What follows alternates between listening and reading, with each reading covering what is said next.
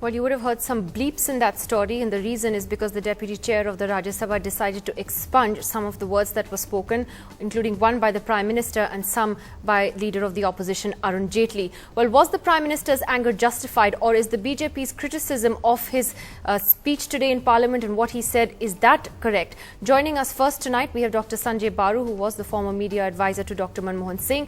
Consulting editor of the Times of India, Mr. Dilip Pargaonkar, joins us tonight from Pune. And we have Mr. Prakash Javadekar, the national spokesperson of the BJP, joining us this evening from Delhi. Sanjay Baru, let me ask you first, this is a very aggressive Prime Minister we saw today. In the past also, there have been moments where he's shown flashes of anger. He's shown that he can assert himself clearly when he wants to.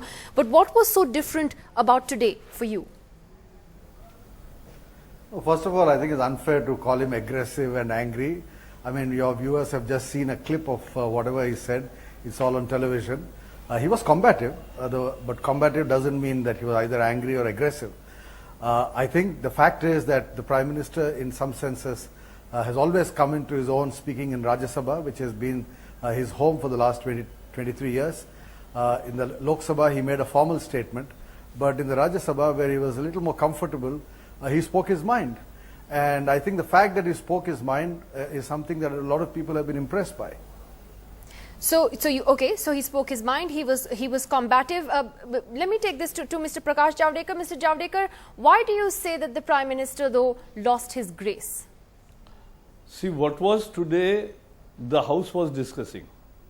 The nation is upset and angry with the developments in the economic sector, the falling rupee, the rising fear of inflation as well as unemployment, and the reality of CAD, fiscal deficits growing, and a real danger looming.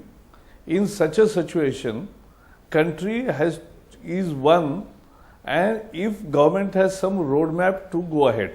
So it wanted to listen to the roadmap. Tell me, where is the roadmap? In the Prime Minister's statement on economic situation, which is really critical and worrisome, because we have seen many other countries also. Mexico, for example, in last 1 year, has not lost even a single paisa in their currency vis-a-vis dollar. We have lost 20% vis-a-vis Bangladesh taka also. So it's not about Fed Reserve announcing something, their intention to taper the quantitative easing from September. It is about the whole weakness of the economy, which is now manifested very strongly because of the complete policy paralysis of last 9 years. And Arun Jaitley ji rightly put it in the government in the dock, that tell me why the exports are not growing and why the imports but are Mr. growing Javadekar, at this speed. what was not graceful about it? Was it that you believe he didn't lay out a roadmap for setting the economy right, or that you were taken by surprise at how combative he was? No, while in the statement there is nothing which can enthuse the investor or which can enthuse the nation. So the diagnosis was not there and prescription was worse. What he said was absolutely absurd. I have never heard such a logic from Prime Minister. He practically said that why rupee is falling? Because BJP is creating disruption. Who made the disruption in this session? BJP is passing every day. Rajya Sabha is working full day from the first day. It is the Congress MPs in Lok Sabha which are disrupted 2 weeks of parliamentary session, and they had to be ultimately suspended. So who is at fault?